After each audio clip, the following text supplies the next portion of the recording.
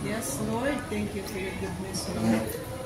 Sa pamilya ni Big Sister, sa aming celebrate, sa iyong kaarawan.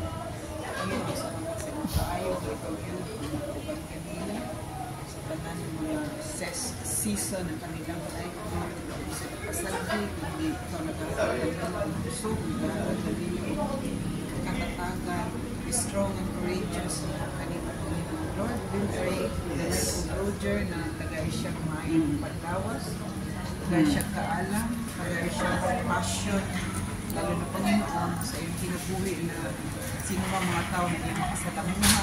Ikaw gid ang mahimaya, Panginoon. Protection na mo siya sa anumang gawa ng kalaban, kundi ikaw yung mag-open kanila, mag-hatag o kalipay, mag-hatag sa kanilang heart's desire, Panginoon. And use this family, Lord, for your glory, and we thank you for your promises na ikaw yung Ginoo ang mag-auban ka namin, and if kami magatuo kanimo, Lord, you will never leave us nor forsake us.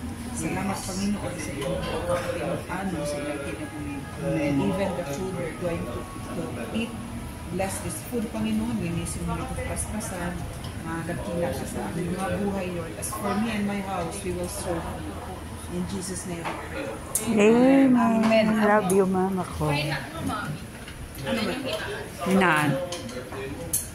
Ay, ala, ano ito hinaan? Yan. Yan. Tapos ito din. Ma, ito. Ha? Ay, paano ba? Balik mo. Lakas eh. Sige, paano man? Ayan. Tama na. Sila magluto. Sandali lang na makaimanipis man na. Sa isip ni mama, nagbayad na kita pa magluto. Ganito mo. Kaya nga. Ganito mo na sample. Siyempre, mayroon kasing... Kainin mo. Unique. Masarap yan, mauso ngayon. Ikaw magbayad, ikaw po magluto. Puro na ka to, ano? Pudong. Yan, ang generation ngayon. Ito ang hapon. Hapon na inchik.